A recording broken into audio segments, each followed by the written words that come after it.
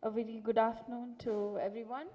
And we are here on this day 2, on this second track, wherein we're talking about industry alliances in the space sector, following upon the India-U.S.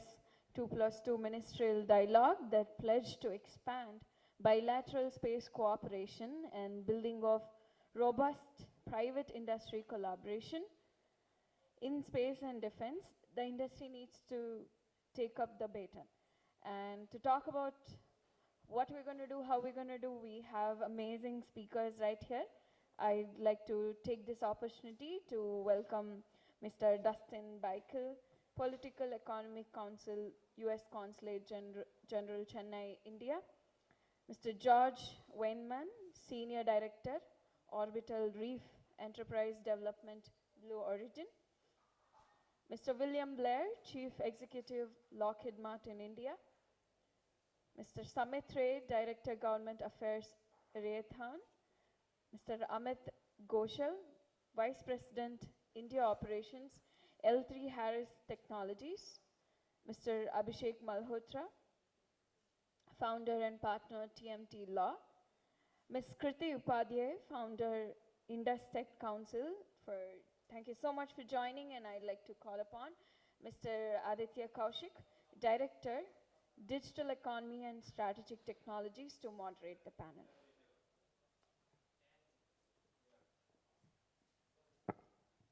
Thank you. Good morning, everybody. My name is Aditya Kaushik. I am the lead of Digital Economy, Media Entertainment vertical at the United States India Business Council.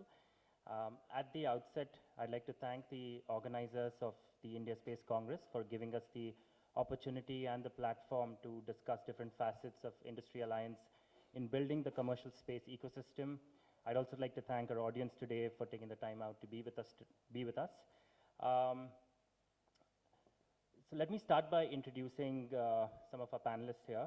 We have Abhishek Malhotra. He's the founding partner of TMT Law Practice.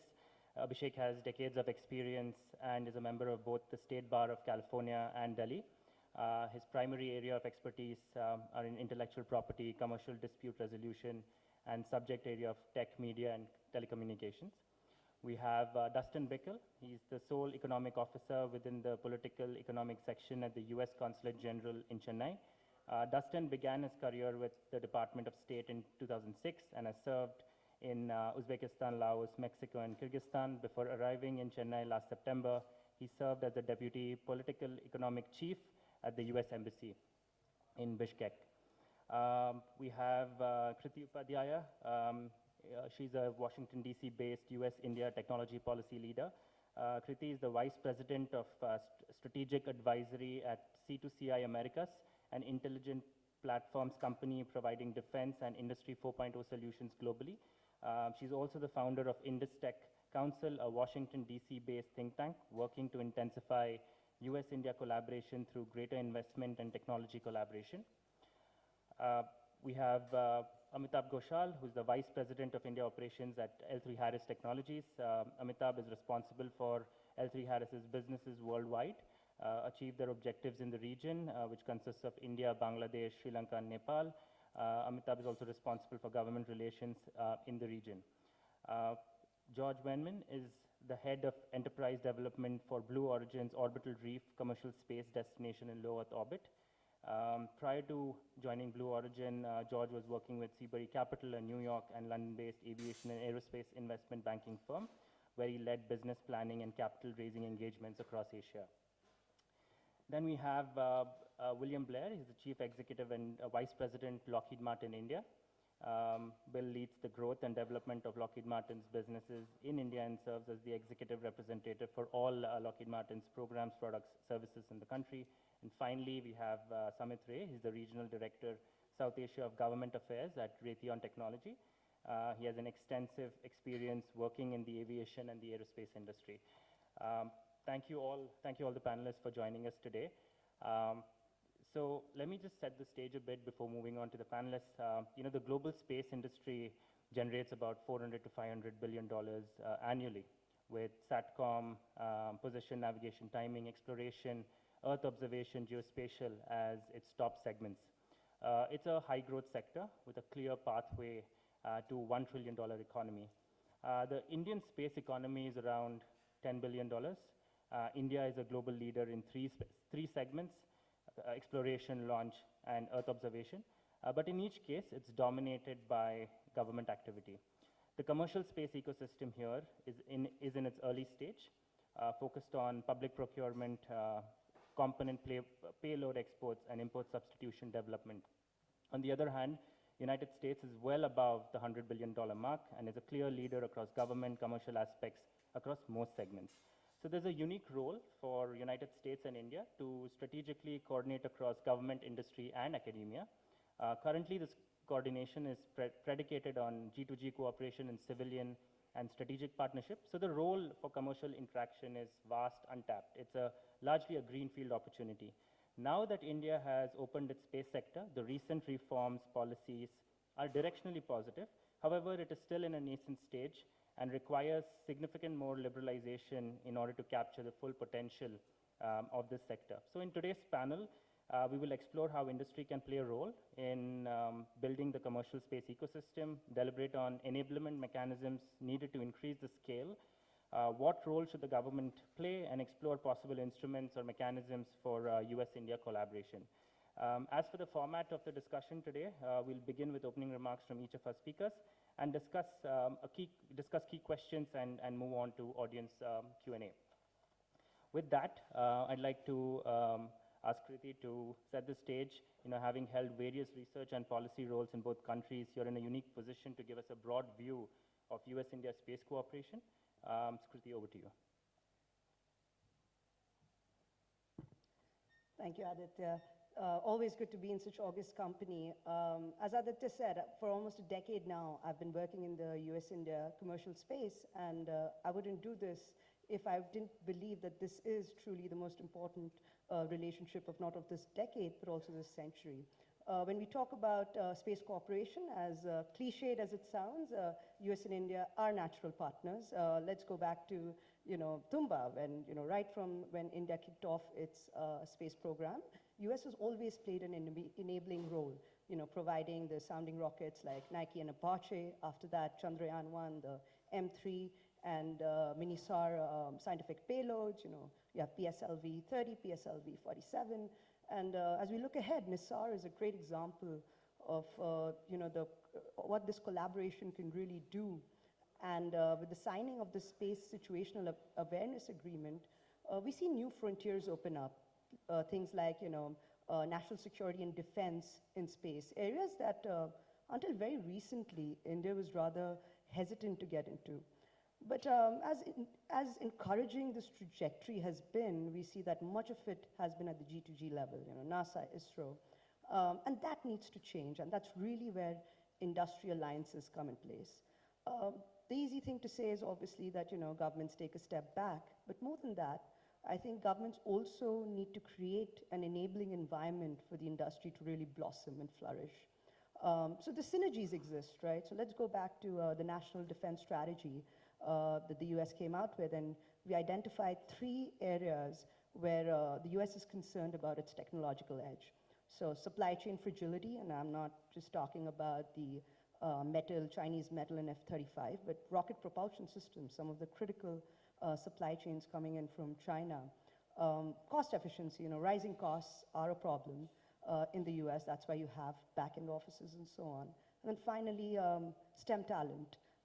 The immigration system doesn't necessarily help that either. And in all of these 3 areas, and this is not something that I'm saying, the US DoD works of people like Bob Burks have said that India really comes in. And for India too, we say the cost efficiency means little when the slice of the pie is so small. And that's where US comes in, the investments from the US, and that's why it's so important for us to be more investment friendly, get the FDI and the automatic route and so on. So going ahead, when we see, these are the real areas of collaboration, and how do you delineate where the government works and where does the industry work?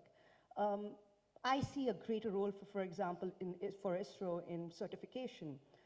I see ISRO and NASA going ahead working on the more, leapfrog on the horizon issues and technologies, things like remote sensing in the Indo-Pacific, maritime security.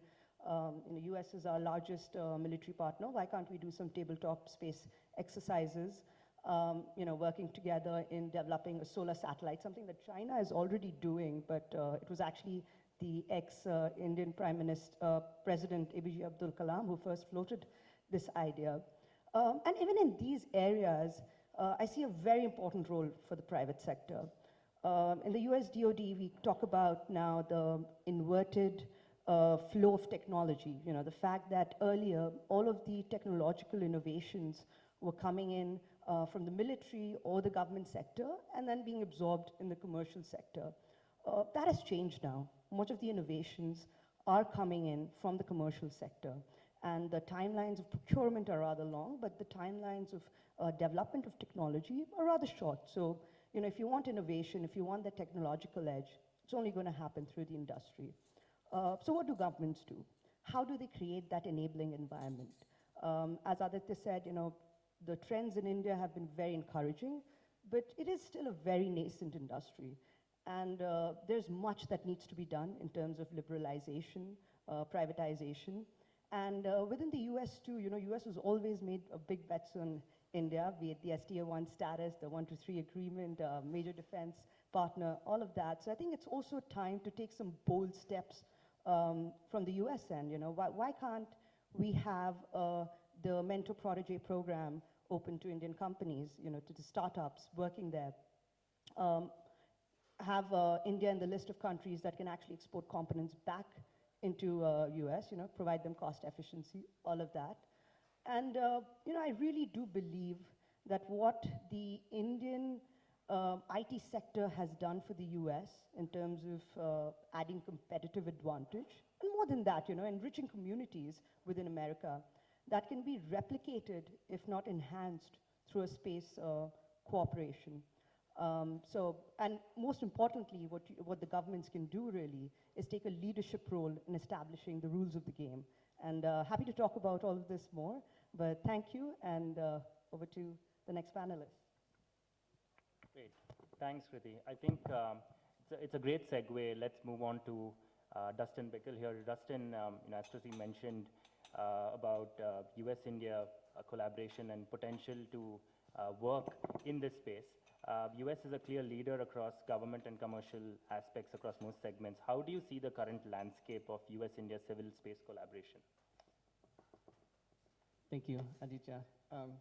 And maybe in the interest of time, we can tackle both my first questions directly. I appreciate being on this panel among a slew of experts with a lot more experience than myself. I am the economic officer in the U.S. Consulate in Chennai, and one of my largest portfolios is space collaboration. So over the past 2 years, I've really had the opportunity to learn about what's happening in India's space sector and to watch this transformation towards the embracing of commercial space development. So in terms of civil space collaboration, I'd want to note, as Kriti had already mentioned, that, and Aditya as well, is that the US and India have had a long history of space collaboration on the civil space side. NASA and ISRO have been collaborating since the 1960s.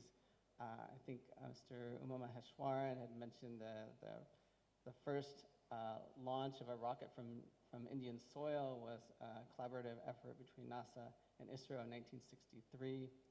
And that relationship has just continued to grow and blossom over the years. And the different areas of space collaboration are pretty wide-ranging, including heliophysics, Earth observation, telecommunications, and human spaceflight among them.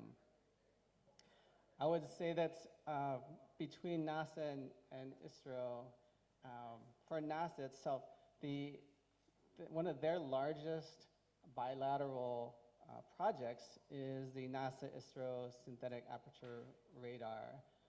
This is a satellite that is set to observe and measure Earth and its ecosystem disturbances, natural hazards, ice sheet collapse, climate change, and so on. This is a $1.5 billion project, and as I mentioned, one of NASA's largest ever as a bilateral project with India. I would also note that between the U.S. and India, there has been a long-standing civil space joint working group that happens every 2 years. Last one was in 2019, and that's an opportunity for ISRO from the Indian side and NASA and the State Department from the US side to get together and talk about all the different initiatives through which they can work together to increase collaboration and foment innovation among our two countries in this space field. I've mentioned a couple of points in the last meeting that took place in 2019 that are starting to take form. And one was SSA, the Space Situational Awareness Agreement that Kriti had mentioned. That's an agreement that allows for the sharing of data on space debris to ensure that everyone involved in space activities can have a safe environment to operate. That was signed just in April after years of back and forth and discussions between our two governments. Another point that was raised in 2019 is ITAR, that's International Traffic in Arms Regulation. It's an export controls regulation, and from what I understand, ISRO raised it because ITAR has been an impediment to trade, to allowing for Indian companies and ISRO to procure US products, components, software, and so forth. And so now we're trying to make this process more transparent. We had an initial session yesterday where we had a Department of Space representative, Department of Commerce representative and a Department of State representative, both who manage the ITAR and the EAR export controls platform, to provide an overview of the process, provide more transparency, and also offer a POC, a point of contact for Indian companies who have questions about their case that's currently under review. And then finally, in civil space collaboration, I would want to mention that the US hopes that India will sign on to the Artemis Accords. Now, the Artemis Accords it's a collection of shared principles to create a safe and transparent environment facilitating space exploration and commercial activities. And I believe France was the 20th country to sign on in July, and it's our hope that India would also be willing to sign on as well. I think that would enhance the Gaganyaan mission if there are ways in which they could collaborate with under the Artemis Accords. I think I'm just going to skip right on into commercial space sector support.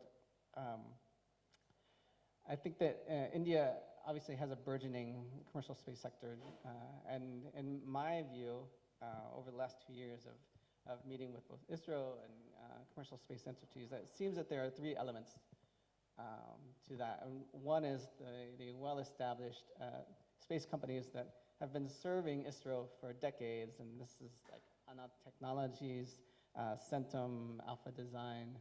They have that long history of providing components, build-to-spec components for ISRO. You have the newly established space startups, and that's including Pixel and Agnikul, Anyara, Skyroot, Dhruva.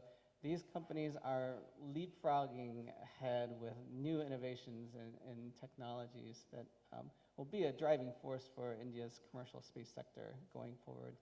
And then ISRO. ISRO plays an important role.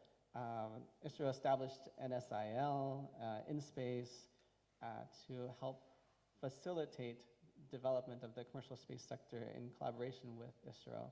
And they're also allowing for commercial entities to utilize their facilities, their laboratories, their launch pads, and the expertise to be utilized by that space sector. India has launched the Indian Space Association last October, and we saw that as an opportunity to help build relationships between US space companies and Indian space companies. So we connected ISPA with similar associations in the United States that support the commercial space community. We wanted to help them develop ties with these associations, not only to learn from them how they support the US space company community, but also to ensure that there are developments and partnerships, there's collaboration, there's tie-ups with US companies. And then finally, I just want to mention that the US just recently, a couple weeks ago, we funded an Indian space conclave that was organized by the Indian Institute of Technology in Madras and in collaboration with ISPA. So it drew in representatives from the private sector and government space agencies from across the Indo-Pacific. And the goal was to hold collaborative discussions on space policy, scientific research, and space entrepreneurship. And the end result was that they came out with a white paper that laid the groundwork for creating the Association of Space Entrepreneurs in the Indo-Pacific. That's something that will foment greater collaboration among space associations across the Indo-Pacific. So it creates a huge network for Indian companies to tap into and create better collaboration. So I'll stop there. Sorry, I ran a little long, but over to you, Aditya. No, thanks, Dustin. I think there's been tremendous sort of policy movement in India just very recently. I mean, just yesterday, I think there were reforms on satellite communications. We've had the draft telecommunication bill that came out about a month ago. We're talking about the new data bill that might come out very soon, the Digital India Act, and so on. So with that, I'd like to ask Abhishek to set the stage by talking about the regulatory, legal, and policy frameworks that exist and that are probably needed to facilitate industry alliance towards expanding the scale of India's commercial space ecosystem. Thanks, Aditya. So, as you know, my credentials read, I'm a lawyer, and when we talk about collaborations and alliances, typically lawyers are the last people that you want to give their inputs. Thankfully, for me, in this area, it's a fairly sort of from an India perspective, it's a fairly green field in that sense. And what I'm going to talk about is more from a point of view of enabling such alliances, enabling such the businesses to grow in India, and the legal and the regulatory perspective of what exists currently and what possibly is required to be done in the near future so that that can be facilitated. We've heard from the earlier two speakers about the various examples of collaboration that already exist at a government-to-government level and to a certain extent business-to-business level. What needs to be facilitated further is the latter, because the government interaction and you know, the requirements of either geopolitics or other aspects will continue to dictate the collaboration at that level. It's the private sector and the industry and the commercial space that needs a facilitative environment and an ecosystem to enable that collaboration to really foster. Now, collaboration at what levels? Collaboration not only in terms of cross-border, but also, more importantly, from within the ecosystem in the country. Now, that collaboration can be collaboration amongst the various nodal ministries, because there are at least 5 or 6 of them that actually play or are going to play an active role in the determination of how this sector grows.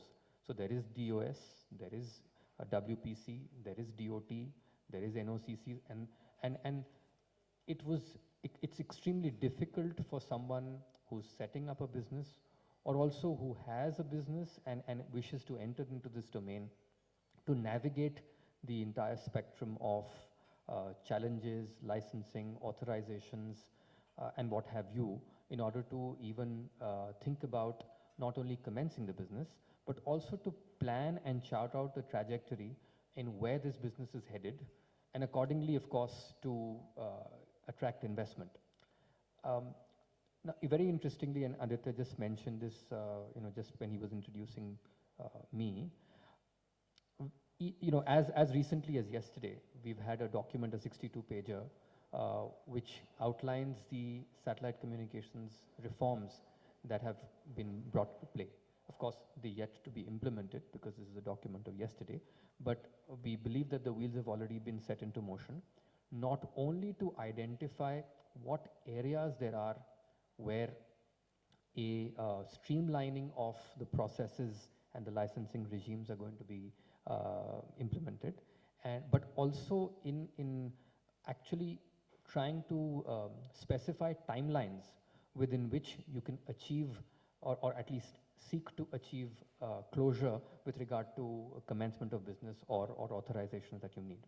There is also a move, and as I said, this is a document of yesterday, I'm yet to digest it completely, but there is also a move to do away with the multifarious entities to whom you may need to make separate applications, and there is a move to set up an ease of doing business related kind of authority, which will have representatives of each of these bodies to expedite the entire process.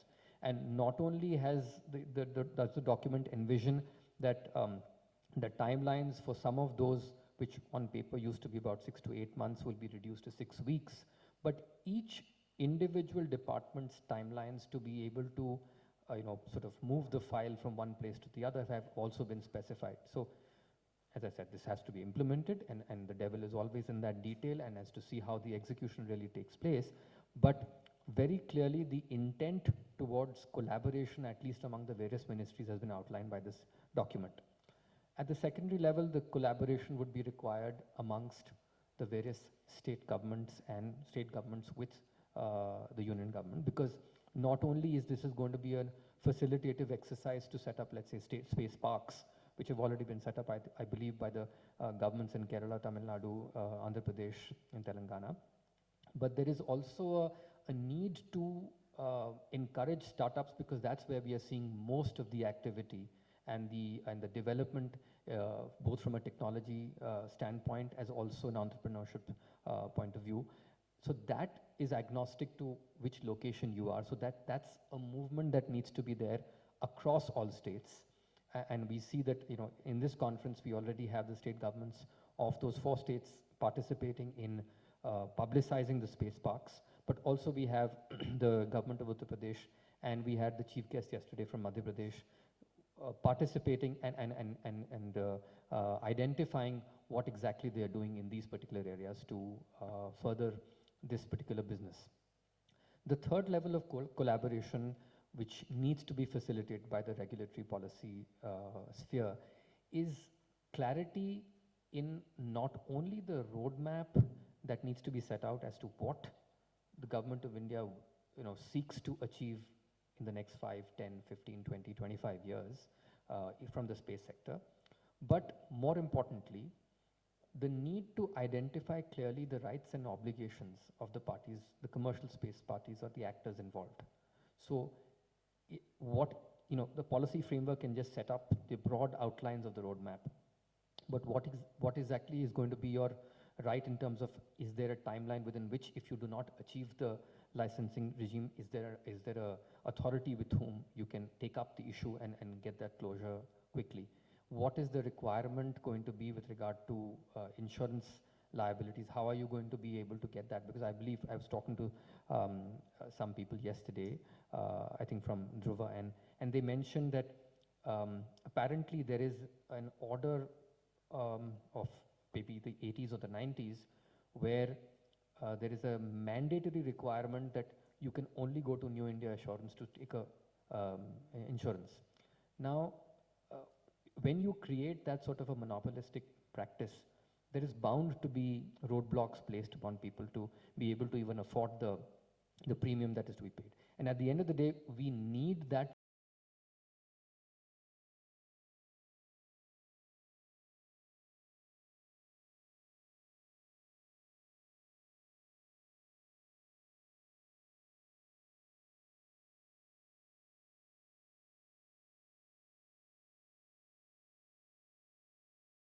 collaborative exercise of getting reinsurers from international, from the countries overseas who have had that experience and expertise and who know exactly what it is that it would take for certain triggers to be put in place so that you can get affordable insurance, whether there is a need for insurance or not, etc. So all of those questions will not be addressed by the policy.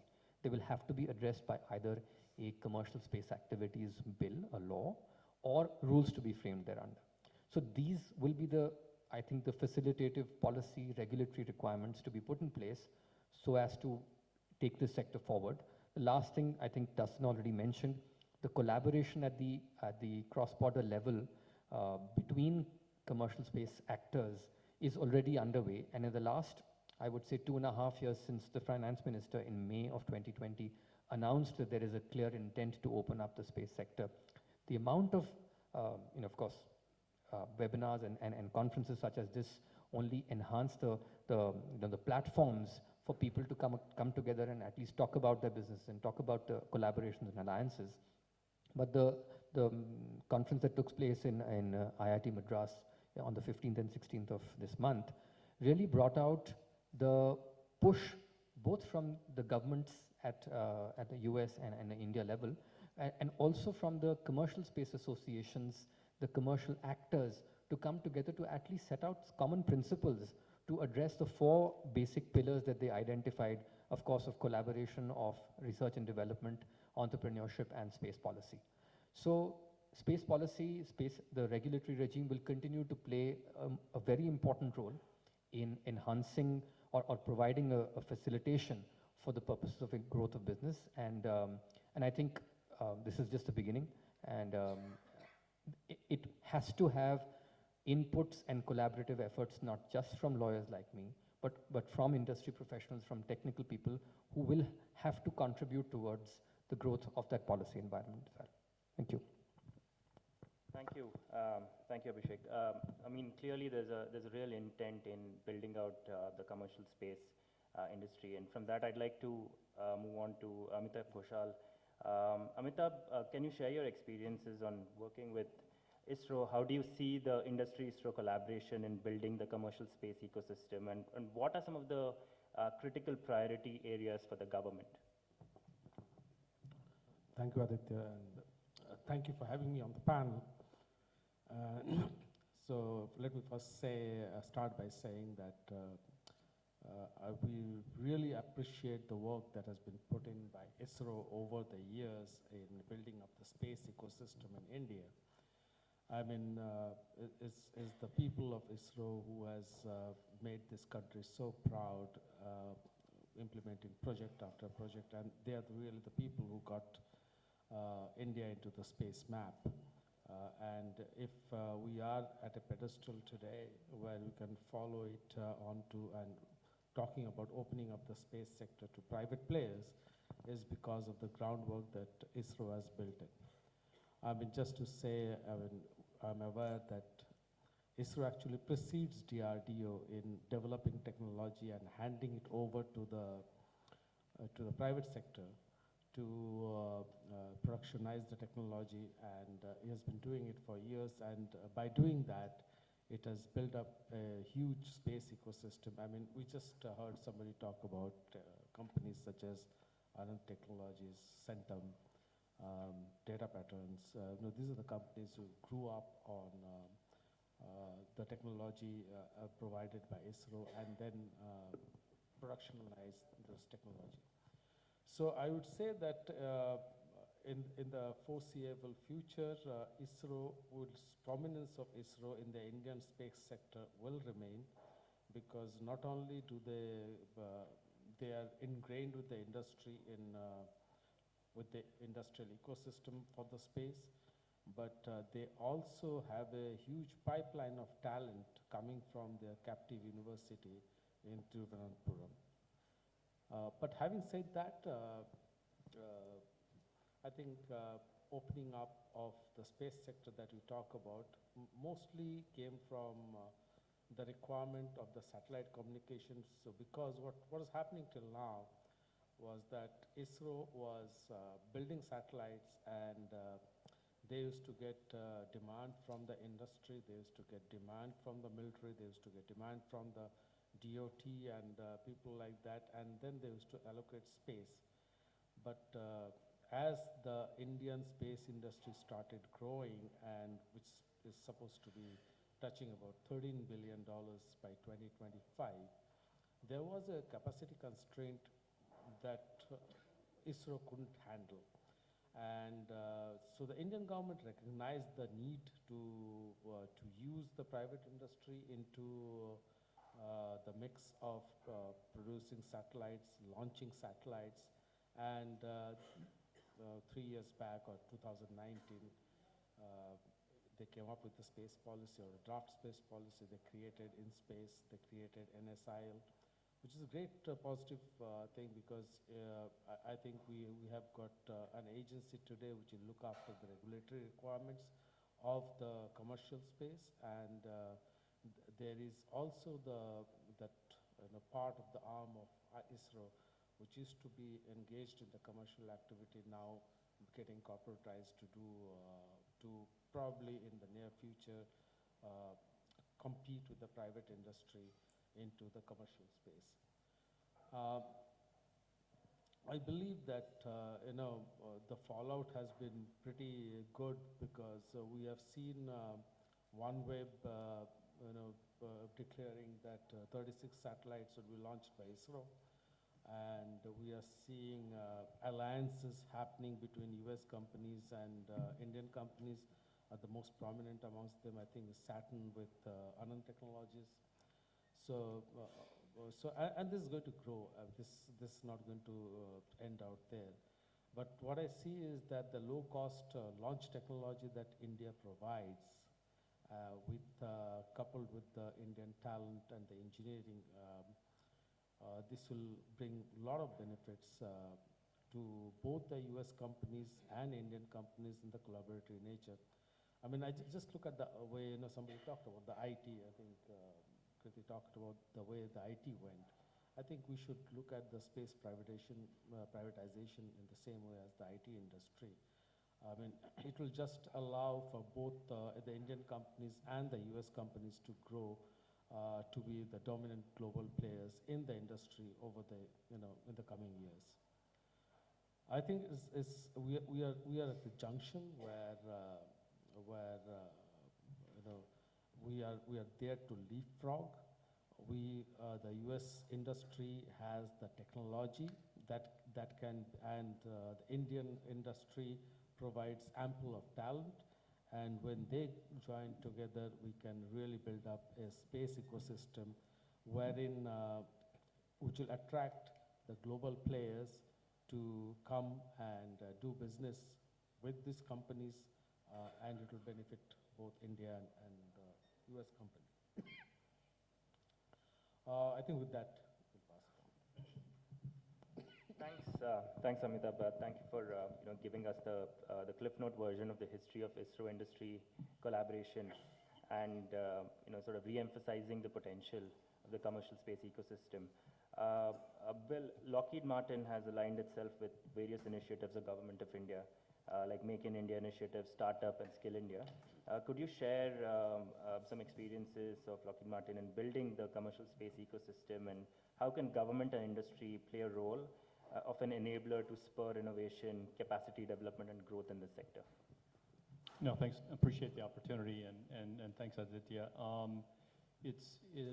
I wanted to build on an earlier comment and question that was, how is a commercial an enabler for military, or military development a commercial enabler as well? And I was born during the space race, and saw the evolution of technologies through the space race that drove incredible innovations in the 1970s. Yes, I'm that old. that then, paved the way for both defense as well as other commercial technologies. And then early days of my career in aircraft engines, which is a, military civil kind of dual use, a lot of the investments that we received in those days to advanced aircraft engine technology was coming out of the defense side, defense programs, and then feeding that up into commercial, and in commercial you'd improve the energy efficiency, reduce the fuel burn and get longer range, but leveraging military technologies largely. And then it evolved to where actually commercial technology development and investment in commercial technologies are outpacing defense. If you look now today, the level of investment in new and emerging technologies, artificial intelligence, machine learning, quantum computing, they're investing billions of dollars when it's probably hundreds of millions of dollars in defense. Semiconductors, maybe 5% is defense or less. 95% is driven by commercial. So we're dependent on advancing technologies at a much, much more rapid and accelerated pace in commercial to be able to feed into, the necessary advancements we need in the defense domain. So that's why I think commercial is so important. It's important to us. I represent Lockheed Martin here in India, and I just wanted to kind of frame it that way. The other comment I wanted to also open with is that space, and I came to India in 2019, but I've been in and out of India over the last 25 years, so I've been pleased to be part of how, the evolution in the aerospace and defense sector. We've seen such rapid growth, and I could see even more accelerated growth in the space domain going forward. But, I joined here coming out of our space business in Denver, Colorado. And what I learned, because I was not an expert in space, and I wouldn't claim to be an expert today either, that space is an incredibly congested space, and it's a contested space. And that's something we need to address. If you hear the messages that come out of the Quad initiatives in new and emerging technologies, and say maritime security as an example, the need to maintain a free and open Indo-Pacific with like-minded nations for us to be able to advance commerce and in an inclusive way. The same message could be said for space, right? In space, we need to collaborate with like-minded nations. It's a contested space that knows no boundaries. How do we ensure that the technologies we deploy are safe and secure? Every time you use an ATM, every time you look at your iPhone, you don't realize it, but you're depending on space-based capabilities. If we don't have that, what would that and how would that, what would that do and how would that impact economies? So I just wanted to underscore the interdependence, if you will, to maintain a free and open space domain with like-minded nations, and how do we do that with technology? You wanted me to comment on startups. I happened to catch the tail end of the prior session that just before this one, and it was really interesting because I was listening to some of the speakers there talking about a lot of the venture capital that's coming in to India, which I'm familiar with. India's in the top 3 terms of startups, but I would probably say number 1 or 2 in rate of new startups and unicorns. I don't have the data to back it up, but that's what it feels like. There's an incredible amount of energy, and that's going into the commercial domain. And I think that in collaboration with opening up ISRO to free up the infrastructure, the investments that would be hard for startups to make, to basically validate and accelerate their innovations is going to depend on infrastructures such as environmental test facilities they could not afford to invest in. And I think the movement with ISRO and opening that up is tremendous. I think the need of the day now is how do you accelerate the implementation of a policy that creates more of a framework that companies here in India can align with and aspire to, but also us as foreign OEMs or U.S. companies that are looking to grow our own business here in partnership in India. From a startup perspective, we launched a program that was called the India Innovation Growth Program, IIGP, in 2007, and it was really created to basically incubate and accelerate startups across all domains, not limited to, say, defense and aerospace. And occasionally I'll bump into people that were part of the cohorts that were part of that program. And essentially the program, it was investing not huge dollars, but but significant for investments into startups to help incubate them, provide mentoring, and then where we're trying to transform that is how do we tap into those capabilities and bring it into our global supply chain. But I do want to mention one startup. I just met Shtesh Kumar from Manastu Space in the hallway, thankfully. I'm glad I'm here. And he was part of a cohort back in 2018. He got, I think, maybe $20,000 to help incubate a startup, had some mentoring, and now today he's able to deliver capabilities in space-based propulsion to the Indian MOD requirements. And so I think what's really important for all of us is that we're part of the accelerating of the ecosystem. And I mentioned I've been in and out of India over the last 25 years.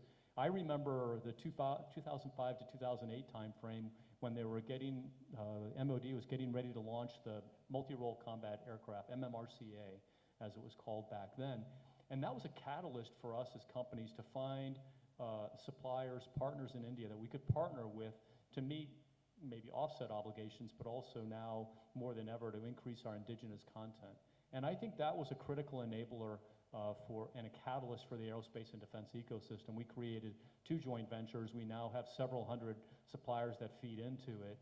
And we created it out of opportunity, not obligation. I always want to say that. The opportunity is huge here from the innovation capital that we have in India, the center of innovations of most of the major companies in the Silicon Valley, or I will say globally, have centers of innovation here in India. And I think that's our greatest strength and our greatest opportunity going forward.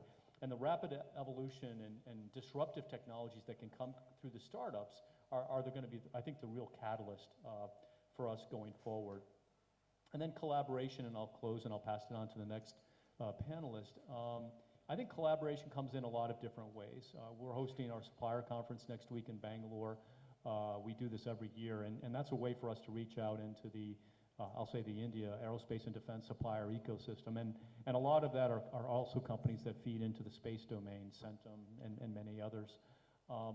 But also from a collaboration, I think we depend on bilateral and multilateral collaboration frameworks. And ACP comes to mind, Aviation Cooperation Program, Sandeep's in the audience, and also the Defense Trade and Technology Initiative. And I was here when we launched ACP back, I think it was in 2007, 6-7 time frame. And what it did was it created a bilateral framework with an underpinning from industry. So as initiatives might get launched, or maybe there's accelerators of collaboration that gets driven on a government-to-government basis, which I think we need in the space domain. We need that top cover. Industry could come in and work and bring those capabilities in collaboration with Indian partners, whether it's under an ACP framework, which I think proved itself well and continues to do so in the civil aircraft space and civil aviation space, and DTTI, which we're trying to re-energize for the same purpose. And so I think those frameworks are helpful multilaterally with the Quad. I think under new and emerging technologies, I think that's another framework, again, where there might be a multilateral government framework. How do we as industry, whether from any of the countries, there's tremendous collaboration across U.S., India, Japan, Australia, and I'll add Israel, and the UAE as well under the I2U2. I think you'll find a common thread across all those countries when you look at commercial space and NASA collaboration. How do we harness I think the multiplier effect by doing greater collaborations in a multilateral way, building on the bilateral? Thank you.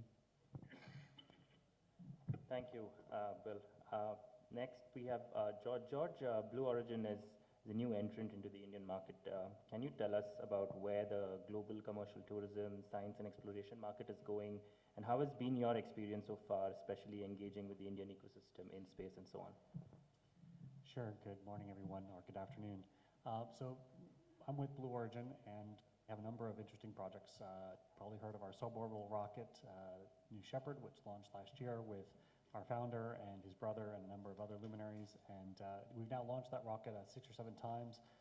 It's the first totally reusable rocket. So both the booster and the capsule itself are fully reusable. They've gone up and back several times, and we're learning a great deal from the experience of what does it take to to launch humans into space up above the Kármán line, and do it again, and then do it again, and then do it again with the same vehicle. Now, we're doing this as a purely commercial venture, and no one's ever done that before. We've had civil space programs around the world. This is the first time that we've been able to do this as a purely commercial venture. What's exciting about it is not just I'll call it the engineering of it, or even the fact that we're sending private people into space and you can buy a ticket, but it's really almost the joy that people get when they come back and the transformative experiences that they're having. And we've had a number of people who've flown at our early flights with very, very high ticket prices, have come back and now flown again within the first year. And some of them are now asking about orbital flights. So we definitely are seeing that the experience is much more than a tourism product, if you will. In fact, I disdain the word tourism when it comes to space travel. I think it really is a traveler experience. People travel for a variety of different reasons. Sometimes it's for the personal joy of it. A lot of times it's for other reasons as well. So I think that we're definitely seeing that this is a global phenomenon. It's not limited to the U.S., and it's certainly going to continue to grow as we move forward. Reason why we're here is, besides our New Shepard flight, we also have our large New Glenn rocket. We have engines that power those rockets, which are now commercially available for other applications. And we are now developing lunar and suborbital projects, including Orbital Reef, which is where I come from. Orbital Reef is intended to be a commercial space station that will essentially replace the International Space Station when the International Space Station retires. We're one of several competitors for NASA's business to do that, but we're also a globally accessible space station. And because it's commercial, it's very different from what ISS was before. The International Space Station was an intergovernmental agreement-driven space station. Not quite a treaty, but quite close. There were a lot of special provisions with that from liability point of view, from a regulatory whose law prevails in which part of the station point of view, and a number of other special arrangements, including with ITAR and EAR regulations, that were essentially given special dispensations for the ISS. Commercial space stations don't have that luxury. We have to abide by all the existing rules of the road, but we also have to stand on the shoulders of giants in what ISS accomplished and build on those lessons and experiences. One of the main differences is that whereas ISS essentially was a trading arrangement between a series of international partners, Russia, Japan, Canada, the European, number of countries in Europe, I think there were 16 involved, and of course the US, they were essentially bartering amongst each other. So one of them would bring a launch vehicle, somebody else would bring a recycling capability, somebody else would bring a module, power systems, and they would all bring these different contributions to ISS. And then in exchange, they would get access to time and resources on ISS and the ability to send up their national astronauts. Great. We're back in, BC 2000 in terms of our economic development in space. We're trading sticks for rocks. Now the question is, as we move into more of a commercial environment, how do we move that to where we're now operating in a more sophisticated way, where I may have a rock, somebody else has a stick, but what we really want is that tree branch over there, and I need to trade using currency and other forms of economic trade, as opposed to trading one for one.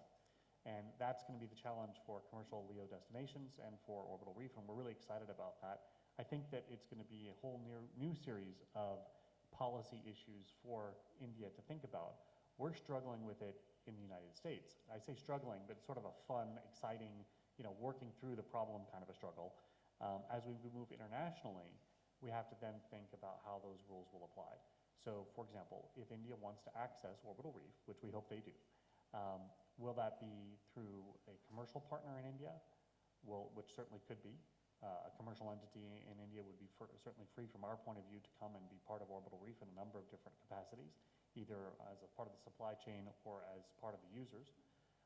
But if India national government wants to access or even have their own module attached to Orbital Reef, which is also possible, how would that work in terms of them doing business with a US company?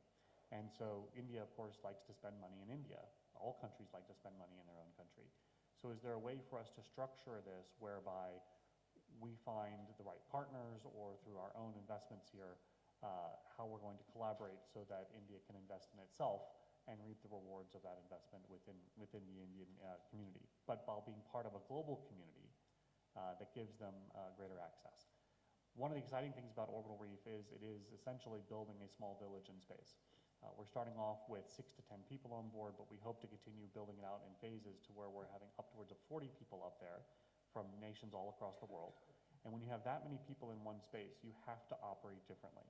It's no longer a mission where you go up with a certain amount of supplies in your hatch and a certain amount of oxygen. You are now existing collaboratively in space the way we would on Earth. So we have to do things differently. We have to have different accommodations for sleeping and for eating and for doing research and other business activities in space. And that creates a whole different architecture. When you create that new architecture, us being humans, we want it to mean something. We want it to be exciting. We want it to be more symbolic than simply an engineering project. And so we actually think of Orbital Reef very much like a real estate development with an edifice. It has to look great. It has to inspire people. It has to make you want to do things. And the symbolic aspect of that, I think, is very important. So to that end, we all are aware that there was some anti-satellite missile tests not too long ago. I remarked after that happened, because ISS had to move as a result of that missile test. In fact, even a few days ago, they had to move again because of that missile test. If ISS hadn't been there and had not been affected, how much news would this missile test have done? It certainly affected a number of other satellites. Economically, it was a very big deal. For the space debris community, it was a huge deal.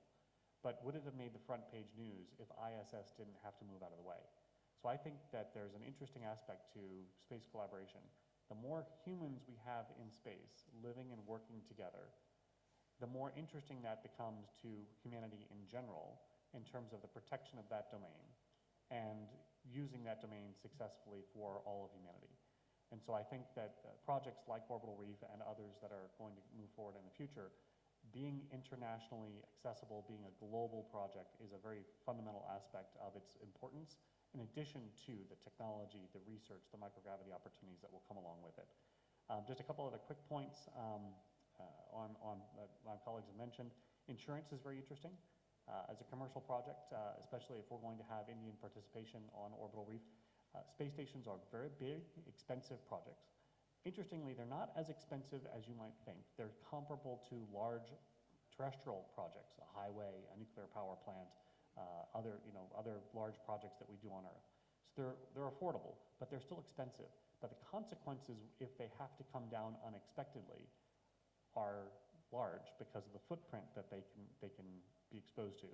And so I think the insurance community and liability policies can be a very important issue for us to think through. And then finally, just on startups.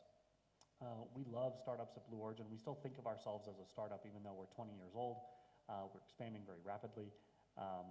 But we've decided that the economic opportunity that microgravity presents for human development is huge.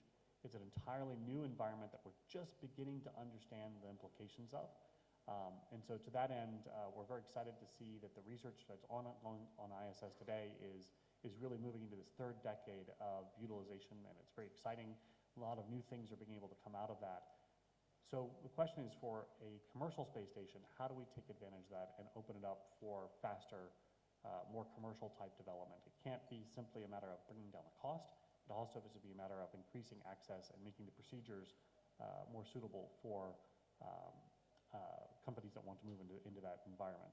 The other question is, what are the businesses that you can do with that? And so to that end, we're very pleased that we're announcing a program called Reef Starter. So Orbital Reef is obviously the analogy to a coral reef on Earth.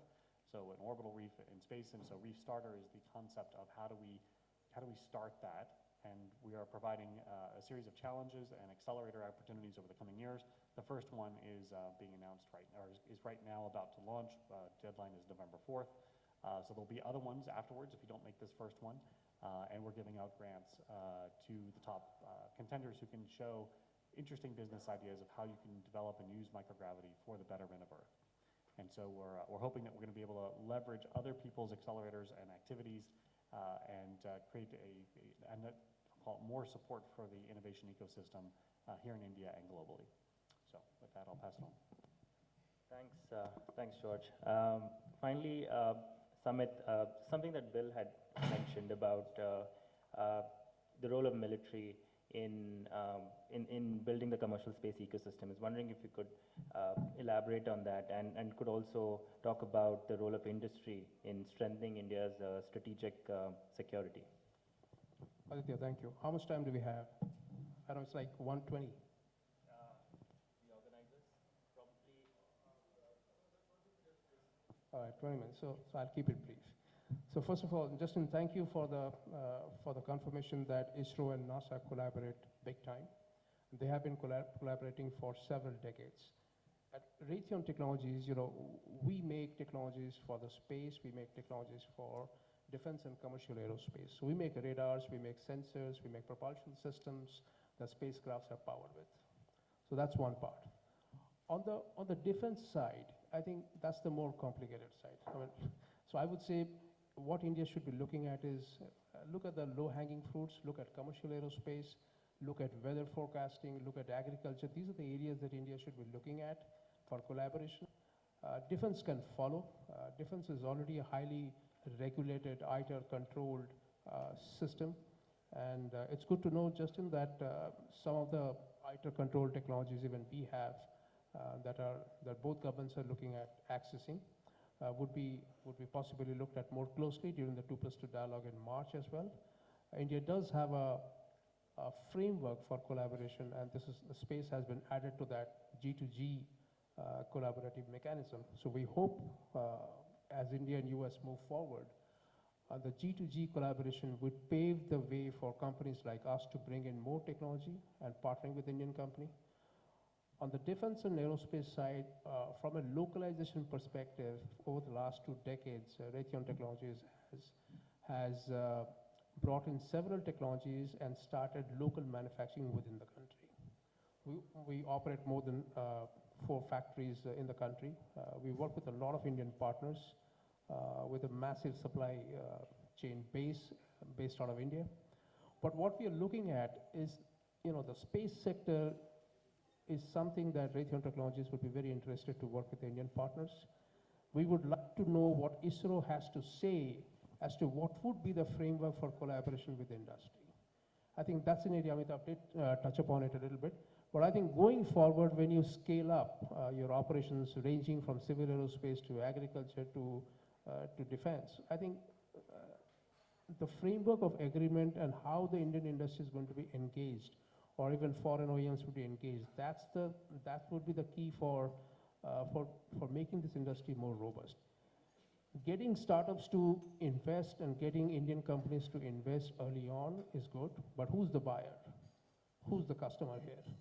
Who's going to buy your product? I think that's what is important to understand.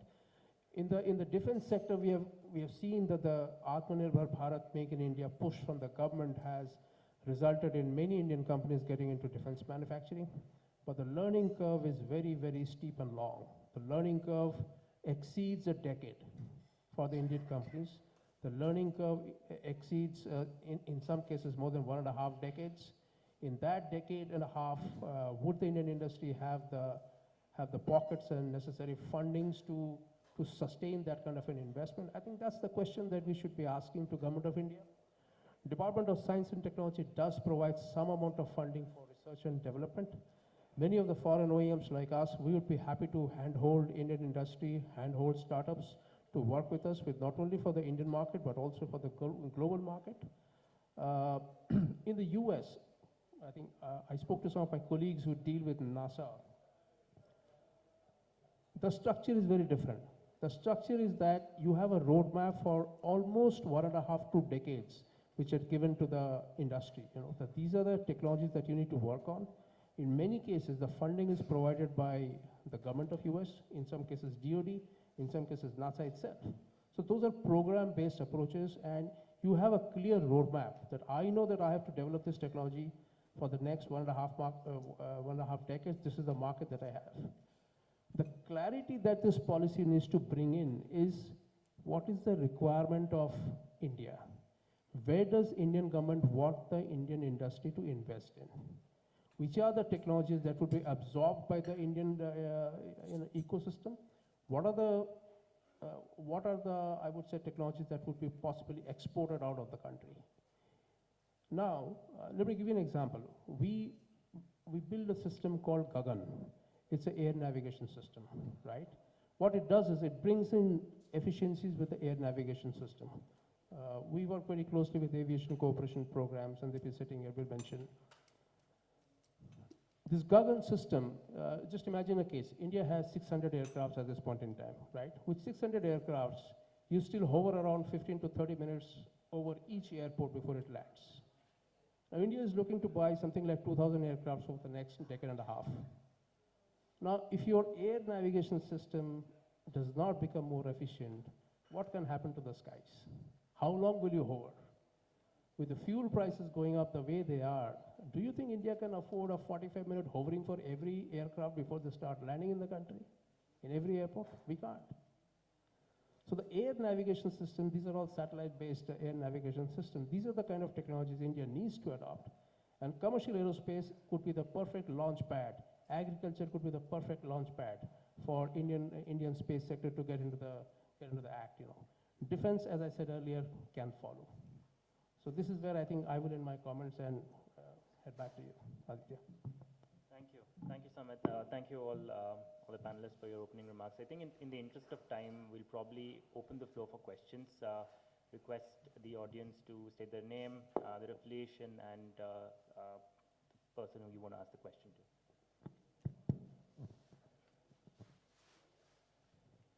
Yeah, hi, my name is Girish. I'm with Viasat company out of California, San Diego, California. I was intrigued by the analogy to subscale kind of markets where you're bartering, stick for something else, and can we envision, if you want to get access to larger markets, you need to have some degree of trust built into your systems. And there are ways to build trust into the systems, and sometimes, these collaborations, when we say collaboration, you're sort of talking about creating underlying mechanisms of trust. If you want access to larger markets, which are truly global, Indians manufacturing stuff here being used, if George's, Orbital Reef, if he's looking for parts from India, there needs to be some kind of a standardized mechanism for saying, hey, here are the interfaces, here's how we glue things together. Do you, it's a question for all the panelists. Do you envision a forum or a fora whereby a mechanism of interoperability is discussed between nations that are building technologies? George?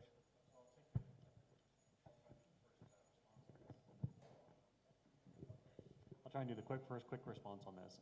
Certainly, I think standards, which is what you're referring to, is a well-accepted set of issues across numerous industries. And so I don't think aerospace is immune to that. There are standards for jet engines. There are standards for all sorts of things.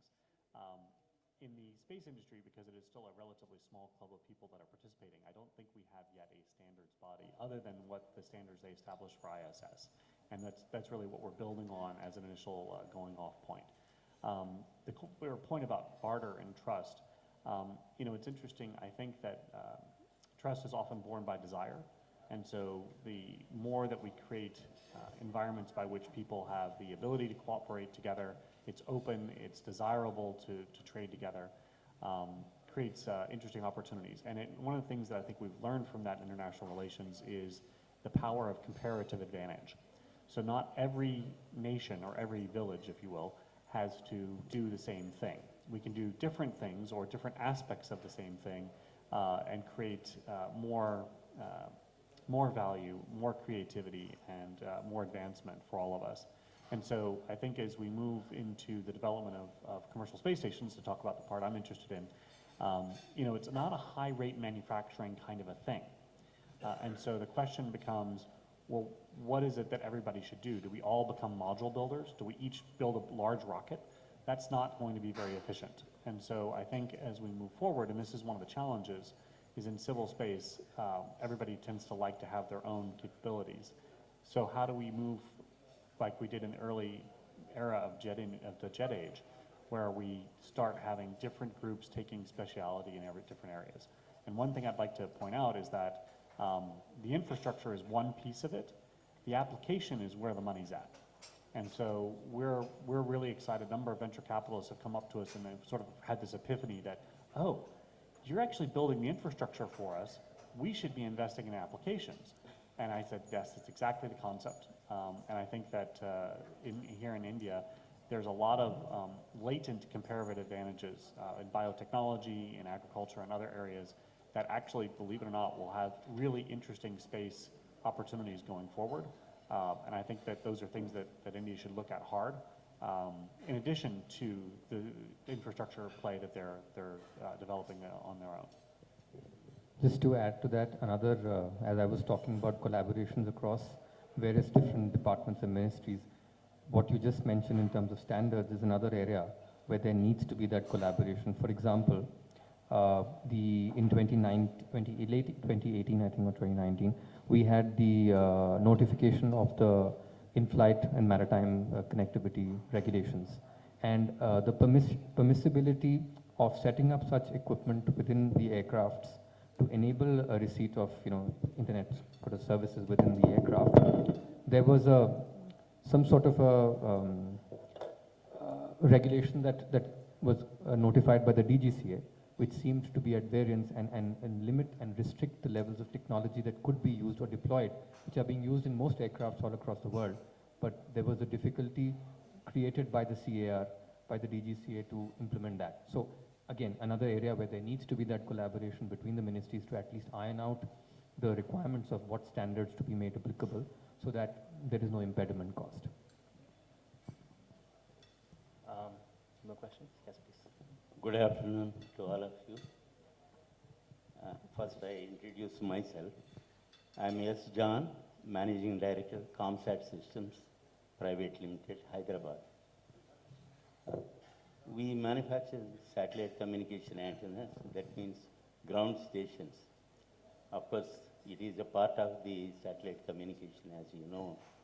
It is only part of it. But we are with the satellite communication. And we have been giving the antennas, I think, throughout. My company was started in 1982. Actually, we started manufacturing antennas from 1991. Before that, I was in ISRO. Of course, I joined ISRO in 1971, I joined. And then after 2 years, we were shifted to ECL. That is how I shifted to ECL. And there I continued for 20 years. I have found that there is no proper company which can manufacture antennas in the small scale or other sectors. So I have found a slot for me. I thought they are unable to understand actually what are the specifications required to make the antennas to match the international ITU, that time, say 580-5 or whatever it is, 580-4 or that time. So, sorry to interrupt. Now, yeah. In the interest of time, could you I'll just ask say, a question, please? see, we are now being able to sell our antennas even in US, Germany, and other places. So we can manufacture antennas as such, right up to even K-band. That's what we have been doing, and we have done already up to 13.5 meters. So if somebody is really, interested to collaborate with ComSat and all that, they are welcome. Thank you. Thank you. Does anybody want to respond? Great. So the organizers tell me that we are out of time. I'd just like to go around the floor one last time and ask our panelists, probably in a minute, could you share with us one key takeaway or one message that is needed to develop the Indian commercial space ecosystem? Kriti?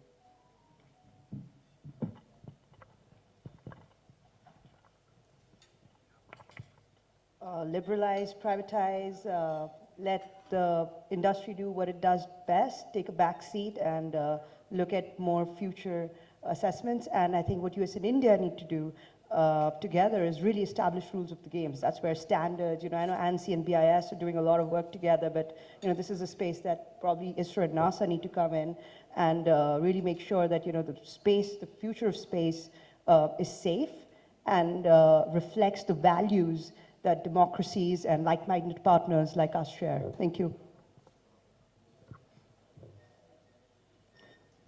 Thank you. I would just say that as India is developing its space policy and space activities bill, I would note that the first time a commercial entity launched a rocket in the US was 1982. At that time, there was no legislation, no commercial legislation, and they ended up launching with a ballistic missile license. And only 2 years later, the US government came up with the Commercial Launch Act of 1984. I think India is in a great position to benefit from the history and experience of so many other countries that have embraced, commercial space developments, and they can examine what worked well, what did not work well in other countries, and formulate their own policies and legislation that is tailored to India's needs. But also you always have to adhere to international norms and standards, but India's in a great position to bring that forward. Thank you. Quick takeaway is have a clearly envisioned policy which creates the roadmap for where India wishes to be, at least vis-a-vis the commercial space activities and sector in the next 25 years. Follow that up with a set of rights and obligations set out in a legislation and possibly certain rules and regulations to be notified under that. And 3, collaborate amongst the ministries at the central government and between states to create an ease of doing business. What I have to add to the 3 previous summation is we need to, since SATCOM is going to be 60% of the commercial space, so India should formulate this policy for SATCOM spectrum allocation pretty quickly, because that's where the actual investment into the satellites going up into the orbits by companies start. I mean, we have seen SpaceLink from Elon Musk or Amazon coming in, and certainly the Indian web providers. We have seen Airtel, we have seen Jio, and of course Idea. They all are very interested, and they have got future plans in the Indian market. And so the government needs to formulate the spectrum allocation policy pretty quickly. The government needs to follow up on its draft policy of allowing the use of space infrastructure by the private companies. There has to be a clear policy on that. Right now it's happening on ad hoc basis, but I think a policy will give a very clear directive what can be done and what cannot be done. The government needs to give the assurance of protection for the space infrastructure. I think that's an important part of the government. And I think finally, the government needs to build up a lot of trust, both in the investor community and the startup community about the follow-through of the projects that are going to come. And they need to define the roadmap at least for the next 10 years. Thank you. Similarly, I guess, where do we see the fastest growth in India in the 1990s was in the IT sector, which was essentially unregulated, right? And so we need to look at a regulatory framework going forward that's going to be an accelerator, not an inhibitor for us here in India for growth. I think the drone policy actually out of the Civil Aviation Ministry is a good example where it's seen as more forward-leaning than what we even have with the FAA in the United States. And so getting faster and simpler is going to be key for us to be successful. And then also, I think the associations, whether it's government frameworks, bilateral, multilateral, and industry associations can also be an accelerator, so we get the right connectivity, because I'm meeting people here that I might not have otherwise met at these kind of forums, and how can we, capitalize and accelerate on that going forward? So I think that we have a historical lag on certain regulations that need to be modernized and brought up to date, and we have going forward a wide open future of new industries and new opportunities, whether they're space related or orbital reef or other kinds of things and activities. And so we shouldn't conflate the frustration sometimes that exists with modernizing historical policies versus the wide open future that we have in creating new policies. We do need the role of government to support, protect, and nurture these new industries. Like we were talking with liability, we will not be successful unless we have government support in certain areas. In other areas, we may need them to bring things up to date. So I would just say flexibility. This is a big, complex industry. Is going to be an important factor, especially as the commercial sector, as my colleague Bill here talks about, starts to move faster than the government sector, that the government may need to become a little bit more flexible in terms of what their future plans are and how to take advantage of what the commercial industry can bring to the table. So Aditya, from our side, I think we would look at a stage-wise, staggered approach by the government and the policy, target the low-hanging fruits, commercial aerospace, agriculture, things like that, and go into the more complex ones as we progress and as you mature. That's our only suggestion. Thank you. One key takeaway for me is that competitiveness comes from open markets, ease of doing business, skills, cost, scale, and also innovation in different policy instruments to build alliances and to build collaboration, and less regulation, of course, particularly in the technology adoption cycle, which I think is the key to unlock India's vast potential in the commercial space ecosystem. So with that, I'd like to thank all the panelists for joining us today, and thanks for the organizers for hosting us today as well. Thank you.